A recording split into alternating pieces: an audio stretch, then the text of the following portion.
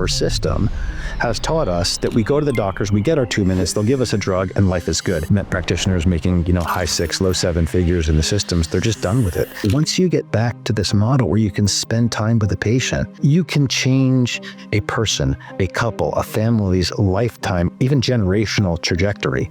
What's that worth? If somebody goes to a hospital for a small procedure, that hospital is getting paid $50, $75, $100,000, right? But if a practitioner changes somebody's life, they're afraid to make a few hundred or a few $1,000s. Freedom Practice Coaching helped us identify that with that many patients, what we could do was that would allow us predictable revenue every single month. And very quickly, in a matter of 2 years, we were able to literally 4x our total revenue with only 2 or 3 more additional staff members on board. We were able to get a really nice valuation for that company when it was time for sale.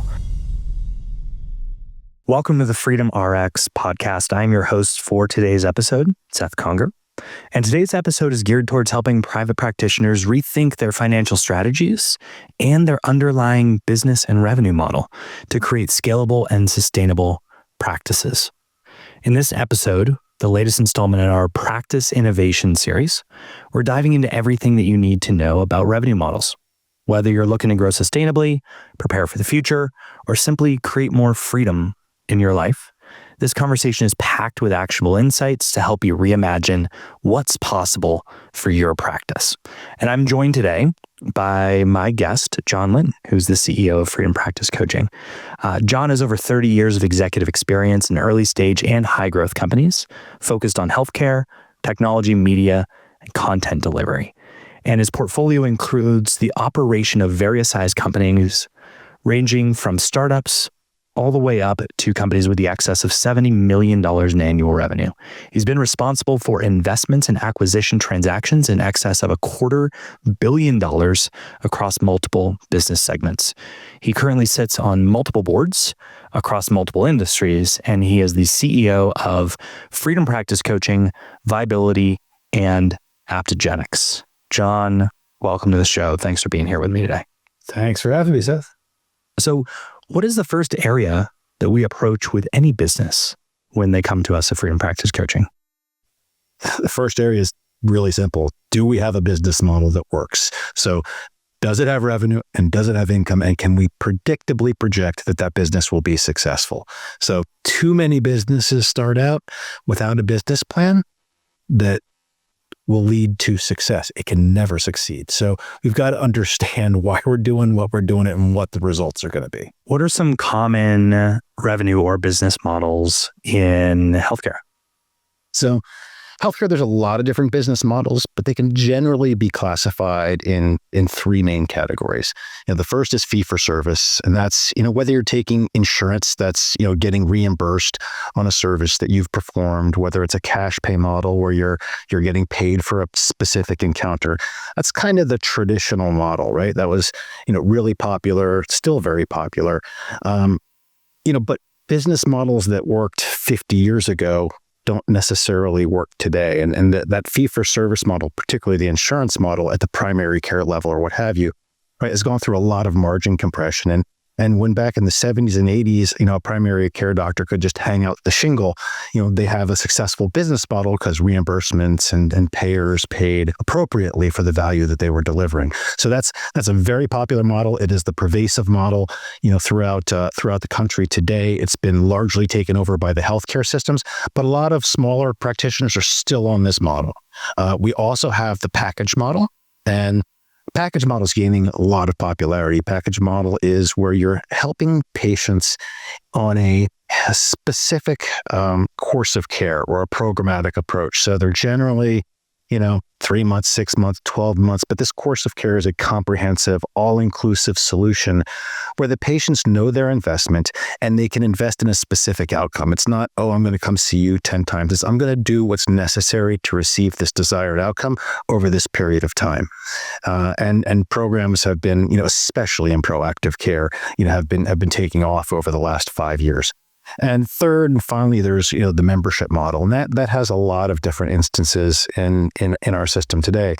Anywhere from direct primary care, which is you're paying a fixed amount to have access when you need it to a good primary care doctor that you can go to at a moment's notice. All the way up to things such as what's the word I'm looking for here, Seth? Concierge. Concierge medicine, but that's not what I was looking for. But at all levels, whether it's wellness, whether it's primary care, whether it's hormones, that was the word I was looking for. Thank you very much. These membership models have gained in popularity because your patients know, what to expect on a monthly basis. So they're investing, whether it be $50 or $500 a month. It's a recurring billing model.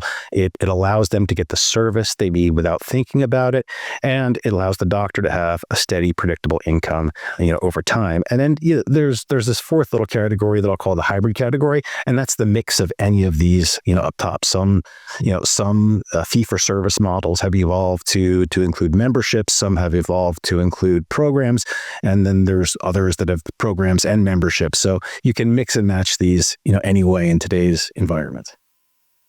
So looking at these three models, most practitioners who come to us are looking for one or more of money, time, or better patient outcomes, right? So looking at the models of fee-for-service, packages, and memberships, what are the advantages and potential disadvantages of each of those models in those categories of money, time, and patient outcomes? Yeah, well, let's start with the elephant in the room, which is the fee-for-service model, right? Which is this kind of traditional insurance model. Again, it's not across the board. There are some specialists where it's still very lucrative to be in a fee-for-service model. But in general, the closer you get to your patient, whether it's primary care, internal medicine, OBGYN, margins with the big insurance companies have really been compressed over the last 20 or 30 years. And it's really tough to grow and sustain a business in a fee-for-service model. The days where a doctor could, as we talked about before, just hang out a shingle and have a profitable business have long since passed. And when you talk to a lot of doctors today, and I have the opportunity to talk to a lot of them that are in the fee-for-service model or the insurance model, they feel like they're on a hamster wheel. They're working harder, they're seeing more patients, they can spend less time with them. They're not getting the desired outcomes. Everything they do has to be for a billing code, a billing purpose. And at the end of the day, they can grow their practices and have very little left over in profit at the end of the day. I can't tell you how many primary care doctors or other similarly situated, doctors, have great revenue. But by the time the year comes to an end, you found they've worked their whole year to pay their staff, and they have very little or nothing to show for it, other than they're burnt out and they're tired. And that just seems to be, more and more pervasive. And even for doctors that don't have their own practice, right? Those that are sitting in the systems today, and we see this in a lot of specialists, we see this in a lot of people in the hospital. They are, even though they're not, their income isn't determined per se directly by this fee for service encounter. The hamster wheel is still there for them because they've got to see more and more patients. They've got to create more and more billing codes, and almost ubiquitously, all these doctors say they hate the outcomes. They can't spend the time they want to spend with the patients. They don't have the follow through. They can't provide the aftercare, and they don't get the results they want. And the whole reason they went into medicine was to truly help people. And unfortunately, the fee-for-service model today in America provides very limited opportunities to do that. So that's what I'll say about fee-for-service. Yeah, so what I'm hearing in that is there's a direct correlation between time and money both going up, right, in the fee-for-service model. And unfortunately, the patient outcomes are mostly limited to the lower or the amount of time that you can actually have with that patient and how much action that patient's willing to take on their own outside.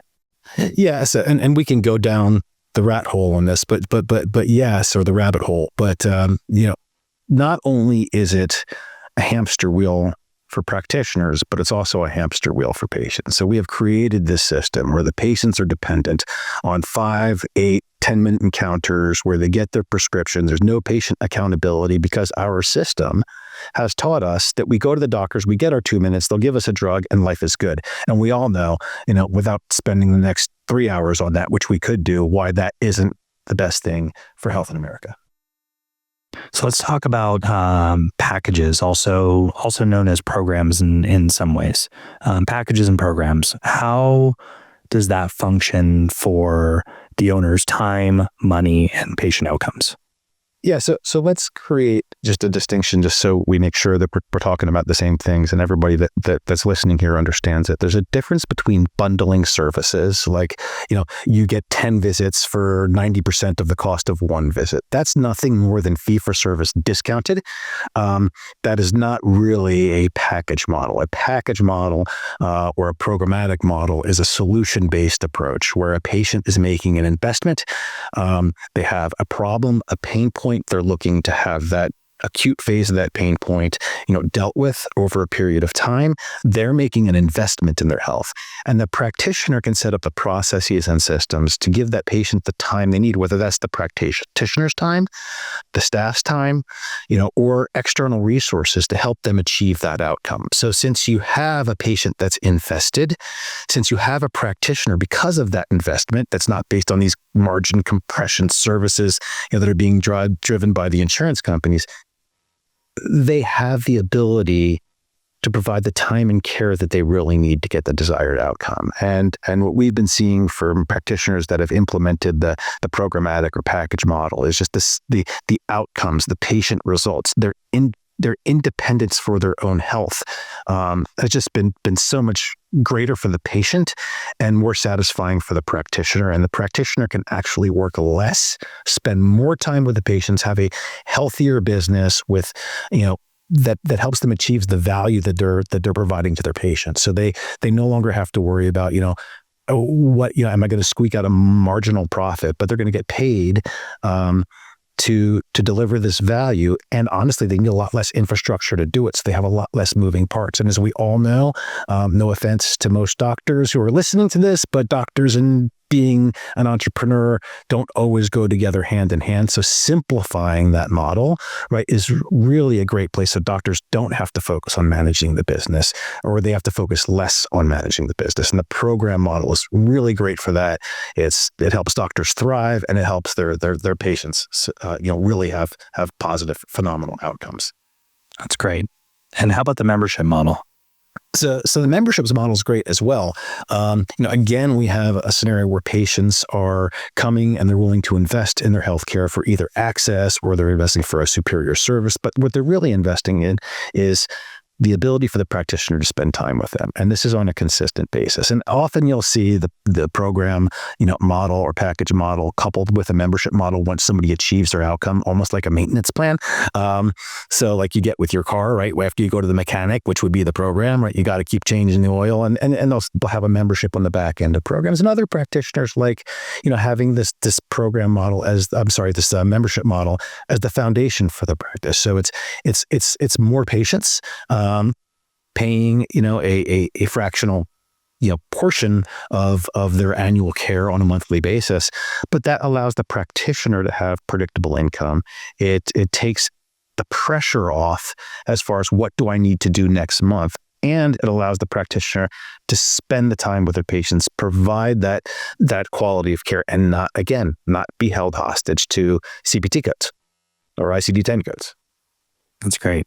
Are there any disadvantages to either the program/package model or the membership model that practitioners who are considering moving to one of these should consider? I mean, yeah, there's advantages and disadvantages to every model, and some of these models work well together. Some of them, are harder to string together. But I think really what is most important is to understand where the practitioner is today and what the practitioner's business looks like today, if they have a business. Now, if you don't have a business, you can plan this all out from scratch. You can plan it around your lifestyle, provided you have the resources to stand up a business. As I said, the day where you just went out and hung up a shingle and patients would flood in is kind of done. So if you want to start your own practice, it is starting your own business, and you need to be able to invest in that, it doesn't have to be crazy, but you need to understand what revenue you can predict and when. And we help people do that all the time. If you have an existing business, let's just say you have an insurance practice, you're in the fee for service, your margins are compressing, that's not bad, right? What we don't want to do is just throw the baby out with the bathwater type of thing, right? This business is at least doing something. It's in generally sustaining it, maybe throwing off some profit. But you've got a huge patient population, and this huge patient population, a fraction of that patient population wants more. And whether it's packages, whether it's memberships, whatever you decide fits your goals the best, right? And a lot of this depends on the practitioner's goals. We can start by adding it on to an existing business model that will reduce the risk and increase the upside and increase patient outcomes. So what are some areas or indications that a owner would see that they may need to evaluate or look at a different business model in their practice? Yeah. So what I would say to that is it's pretty simple, right? The number one is, if you are in the insurance model, 99% of you, I should say the answer is yes. You need to look at something else, because very few have navigated the insurance world and can foreseeably navigate it into the future with continued margin compressions. A lot of them have had to rely on chasing, new codes and new offers, and that's just a race to the bottom. And then, either that or dealing with insurance audits and what have you. So if you're in the insurance model and fee for service, you probably want to look at least bolstering your business with some cash revenue streams. Other indications, you're not happy. You're pulling your hair out. You're not being paid, appropriately for the value you're delivering. And the one we always forget, because we get caught up in life, which is about finances, is why are you doing this, right? And I think I've had the opportunity to really meet some special practitioners, and some practitioners that are making a lot of money in the systems. And we've met practitioners making, high 6, low 7 figures in the systems. They're just done with it. And they're not done with it because of the money. And for some of them, it's not even the time, because some of them don't even work that hard and that are specialists to make that much money. What they're done with is not meeting their purpose, which is helping people and improving health in this country. And we're really starting to see a trend for doctors getting back to their passion. And their passion is people, and so that would probably be my number one thing. And number two, when you look in the mirror, do you feel good? Right? So we can even have a successful business, and if we don't feel good, it may not be the right thing. And those are sometimes tough changes to make, but at the end of the day, being happy and fulfilling your purpose should be your first priority. On the purpose topic, I find that sometimes practitioners get a little tangled with the idea of purpose versus price. So as we look to switch from a fee-for-service insurance model, which is covered by insurance companies and a copay, right? We know that in many cases that is not actually the case for the business or the patient. But moving to a cash-based fee-for-service model seems somewhat familiar for these practitioners, right? At least I can justify that they're paying for my time, and I'm able to keep this price low enough where they won't ask any questions, right? So they feel like they're fulfilling their purpose. They can practice medicine in their own way without the shackles of insurance any longer. But what we've found is that that's kind of a slippery slope, right? If a practitioner is afraid of pricing their underlying business model at an appropriate level for business success, that eventually they can't actually fulfill their purpose all the way through. What sort of advice do you have for practitioners in getting over that hurdle of understanding that actually their business's profitability and health in general allows them to extend their purpose to a greater amount? Yeah, I mean that's great. It's another. You're right. It is a slippery slope, and just like everything else, seems to be today.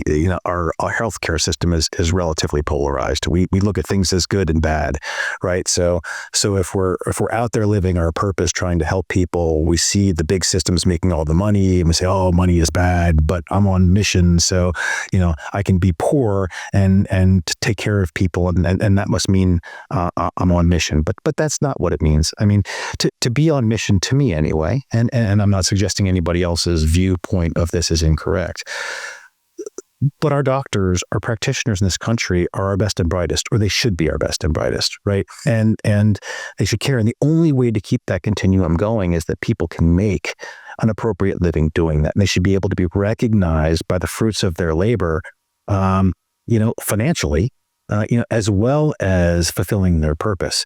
So from my lens, right, it's not a bad thing to be a great practitioner and be valued and paid appropriately. And some practitioners are afraid of that, right? They're afraid to ask for money. They're afraid that they're not valued. And at the end of the day, that's just another symptom of our system, because practitioners have learned to only value themselves as much as a plastic card, right? So when you look at this whole insurance dependence that we've created, right, it's made practitioners believe in their mind that they are only worth what this big conglomerate is willing to pay. And that's disproportionate with the value that's being delivered. If somebody goes to a hospital for a small procedure, that hospital is getting paid $50,000, $75,000, $100,000, right? But if a practitioner changes somebody's life, they're afraid to make a few hundred or a few $1,000s, for the value in doing that. So it's just this disproportionate value in people's minds. And really, for this business to shift, for healthcare to shift, the value has to go back to the tip of the spear, to the practitioners that are helping people get healthy, and not to the practitioners that are fixing what's broken. So if you're a practitioner and you're listening, right, don't be afraid to be paid appropriately for delivering the value that you deliver, because it's you that will help change healthcare in this country. It's you that can shift the direction of where we're going, and can shift how this acute reimbursable sick model and shift it to the wellness model. And that's worth something. It's worth something because we spend, what is it, 30-something trillion dollars in healthcare, right? Don't be afraid to support your family, to be comfortable, to not be in fear, so you can continue to live your purpose.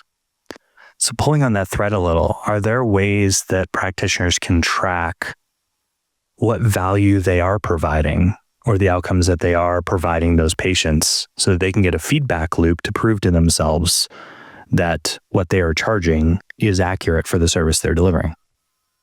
Yeah, I mean, 100%. I mean, we would track outcomes all the time, and we recommend that practitioners stay in touch with their patients, whether it's via survey. So it's interaction. But practitioners have forgotten, or they're afraid of, or whatever it is, that once you get back to this model where you can spend time with the patient, right, you can change a person, a couple, a family's lifetime, even generational trajectory. What's that worth? What's that worth? I mean, if you were to come to me and say, hey, I could, if I weren't in decent health, and you said I could change your health, I could change your trajectory, but not just for you. You can now teach it to the next generation. You can take care of your wife, whatever it may be. Are you willing to pay $100,000 for the future of your family to be healthy? I would say yes. Right. And I think if you talk to 90% of the people, it may not be $100,000, but they'll see the value in that once they understand what that is.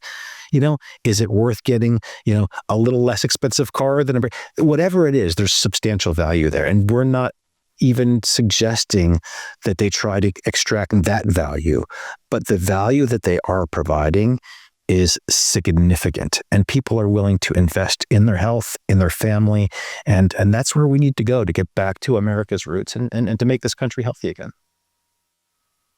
So digging in to one of the specific business models, let's take packages and programs, because we talked about this a little bit, and I think that sometimes this is the more difficult one for people to wrap their arms around. Fee for service, very easy. You're You're being paid for your time and other elements. Could be labs, could be supplements, could be whatever else you're selling in the business. Membership, there is a ongoing fee, sometimes called a subscription, usually on a monthly basis. Sometimes that covers some things and other things are on top of that. But packages, can you break down the anatomy of a package for us? What actually fits into a typical package? Yeah, so that's a loaded question. And it's generally has to be on point and resonate with that doctor. So it may be different for a primary care doctor than it is for a specialist or an OB, different than, than a gastroenterologist. So they're different type things, but generally these packages, are designed to accomplish a few key things. Number one, to teach and empower. So how do you not just treat somebody, but how do you teach them, right? So this is the old, adage of, how do I teach them the fish rather than give them the fish? And really, at the end of the day, that's a huge part of the value, right? They've spent 40 years, 45 years with really bad habits. We've got to teach them new habits to shift their health, and that's the backbone of a package model. But on top of that, they've again had 40 years to create this situation. We use this time in the package for doctors to be doctors, right? Which is, how can you help that patient get from this, state of chaos or poor health or whatever you wish to call it, and get them back to a baseline or above a baseline? Because goodness knows our baseline in this country is not where it needs to be. But how can you get them back to a point of health where they can do the things they want to do, where they can enjoy the relationships that they have? We've as a culture been trained to accept that age means life sucks, and it doesn't have to be that way, right? I've seen some of our practitioners with patients in their 70s and 80s dancing and playing and living lives, quite frankly, more full and more rewarding than those patients that are come in sick in their 30s. So they use this acute care, whether it's doctor visits, whether it's health coaching, whether it's various other modalities, whether it's other treatments. They bundle these things together to get that person from that sub-baseline state to that baseline plus state during this acute phase or that package phase of this solution. And then there may be, as I said before, that maintenance phase thereafter. Did that answer your question? Yeah, it absolutely did. Usually we like to bring a client story into this, but in this case, I'm actually going to use myself and my own experience. For you viewers, if you did not know, I was a client of Freedom Practice Coaching prior to joining on as COO, and we had a effective exit of our business, a sale of the practice, because of the help that we enjoyed of Freedom Practice Coaching during the time that we were a client. And we came in, like many practices, a typical fee-for-service business. We had opted out of insurance and Medicare quite a few years before, but we were still in that typical fee-for-service business model.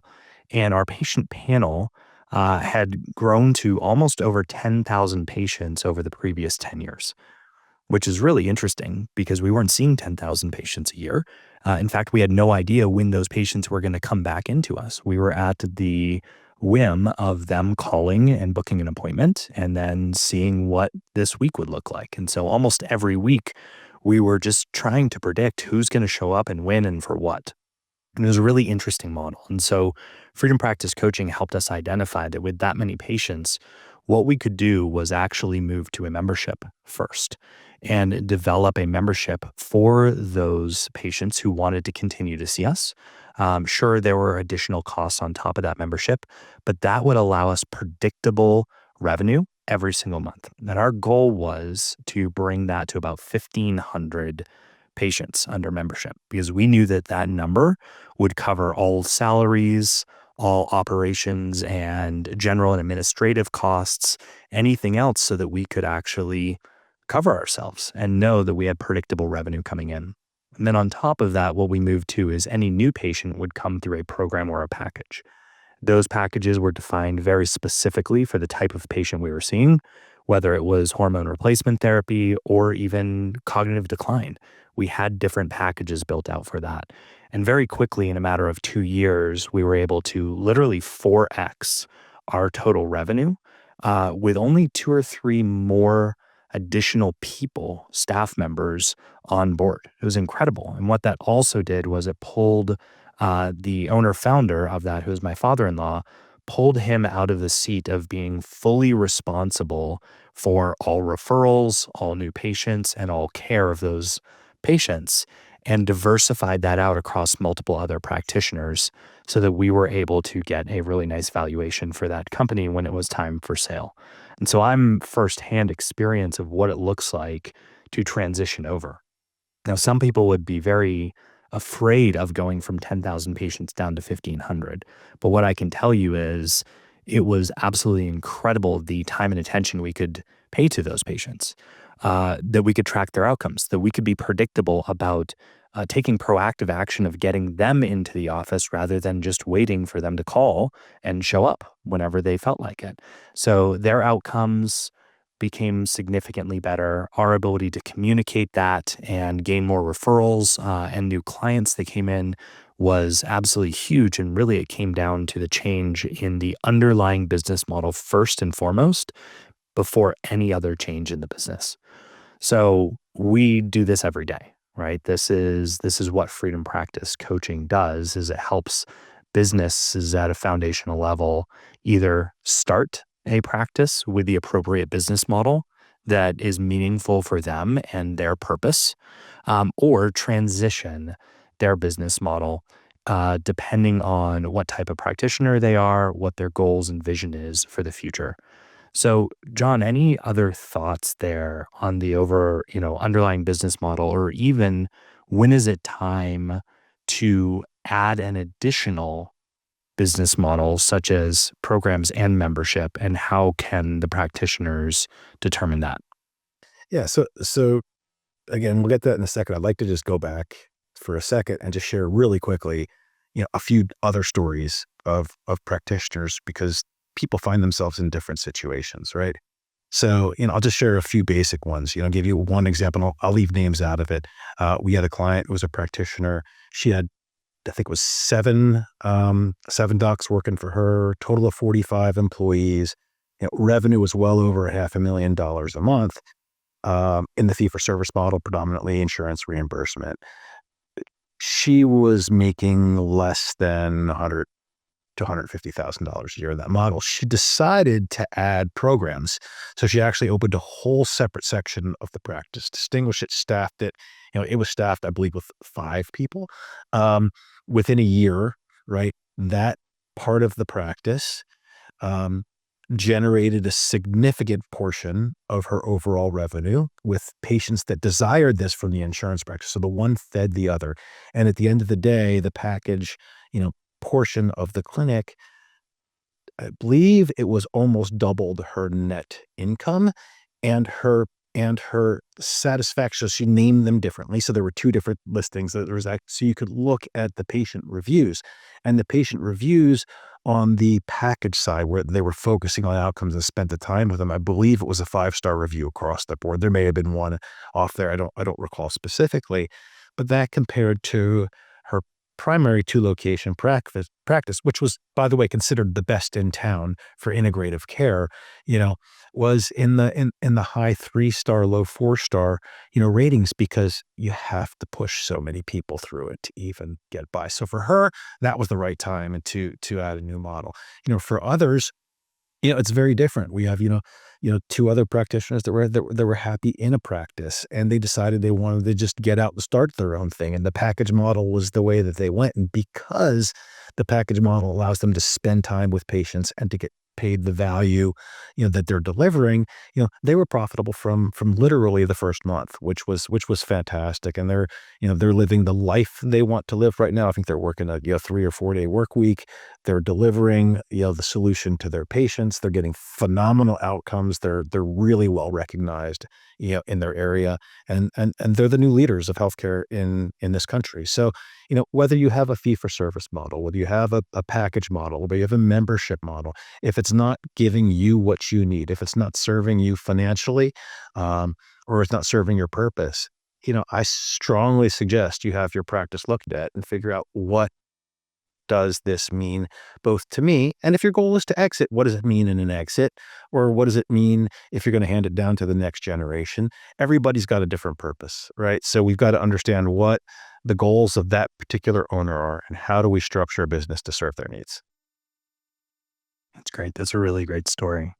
What about smaller businesses, maybe brand new ones who are looking at everything? How do I understand how to attract patients? How do I get the appropriate education that I feel like I need to get started and treat these patients appropriately? What's a story there about somebody who's gone from 0 to 1, which may be applicable for some other listeners?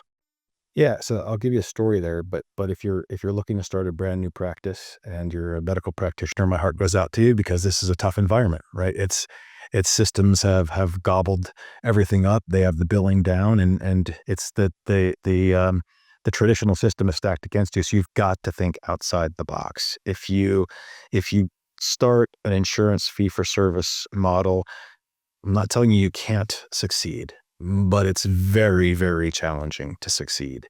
Um, so you've got to look at some different ways to do it, whether that's the package model, the membership model. Both of these, are models that you can get off the ground, relatively quickly, that you can create systems and processes that are easy to manage, that create positive, personal contribution to your financial health while helping patients. So, again, I can give you a bunch of stories from people that started either memberships and they're up and thriving, or whether they started the package model. And the package model, I've got dozens of stories that people that either newly graduated, just came out of the system, or what have you, that within 2 or 3 months they're thriving, and within a year they're working 3 or 4 work days a week, taking home you know high 6, low 7 figures profit, um, which may or may not be everybody that's listening to this ultimate goal, but those are out there. But at the end of the day, they're having the impact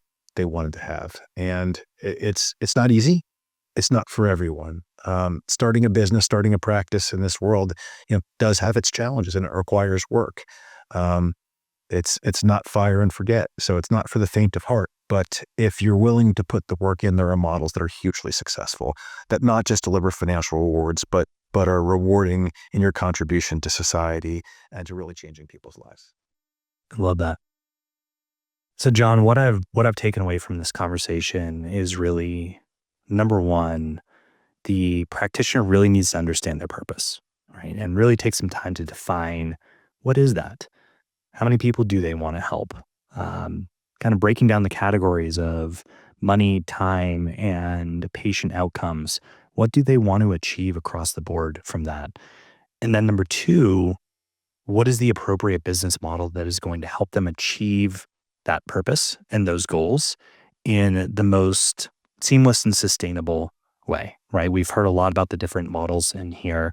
Some of them may help you achieve certain goals, and others may be a quicker or more sustainable way to achieve those others. And that at some point in the trajectory of your business, the model that has gotten you to that point may need to be reviewed, because you may need to add an additional one on top of that if you're looking for something else, or your plans change in the future, or the headcount of your business gets to a certain size where you want to have both the new patients that you can treat under a package model and recurring patients under a membership model or something like that. Um, are there any other takeaways that you would like the audience to have when we're looking at these revenue or business models? Yeah, I mean, I think you summarized it pretty well there. And it's an old adage, but begin with the end in mind. I think it's really important to understand what you want. Like, what are your personal goals? If you're a doctor and you're starting a practice, you are by definition an entrepreneur. You're starting a business, right? And what do you want that business to be? And how do you want it to serve you? Is it money? Is it time? Is it patient outcomes? Or what is the balance between those? And how do we define that? How do we make them tangible goals? And how do we create a business plan that achieves those goals? And then, yeah, I mean, you have to periodically review those. I mean, every year I like to review, are we on track? Did my personal goals change? Am I working toward my goals? I mean, it's I have the pleasure of working with practitioners all the time, and some of our extremely successful practitioners. It's eye-opening when we sit down periodically and like, wait a minute, in the last year I grew here and here, but that didn't serve my objective. So maybe I need to pull back here and here and grow over here. So your business has to serve you. You know, um, the and I can't stress that enough, right? I'm just going to go back to this because a lot of the practitioners, if you're listening to this, will resonate this. Your business has to serve you first, not your employees, right? Practitioners are caring people, and we always want to take care of our employees. But I see so many practitioners working to keep their employees employed, and they suffer, and they don't live the life that they want. They don't have the business that serves them, and those things are not mutually exclusive. You don't have to fall on your sword. So have a thriving business, have it meet your goals, and most of all, if you don't know what to do, find someone to help you do it. Right? Whether it's us as a coach, whether it's somebody else, I don't care. But most people need a mentor. If I were going to go start practicing medicine, I would go to school. I would go learn. I would get a mentor. I would reach out to one of you that are listening today. How can I understand this? How can you help me? Don't start a business without help. Because if you do and you're not business savvy, it's a tough way to learn the ins and outs of business, and it can often be financially painful. It's the old adage of put on your oxygen mask first before helping others. But most importantly, make sure you know how to put the oxygen mask on and that it was designed appropriately in the first place to save your life, right? Absolutely. Make sure there's oxygen in the tank. Yep. That's right. John, this has been a wonderful conversation. Thanks for joining us today on this episode.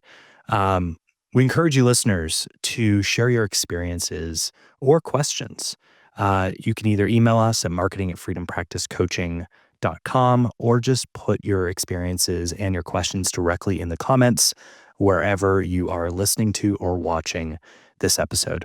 And if this did resonate with you and you're ready to take the next step to grow your own practice, whether you're just starting out, you're struggling or have been for many years in a smaller business and you want to grow that, or you're a very successful multi-million-dollar practice and you're not sure why all of a sudden you're taking in less money and spending more time.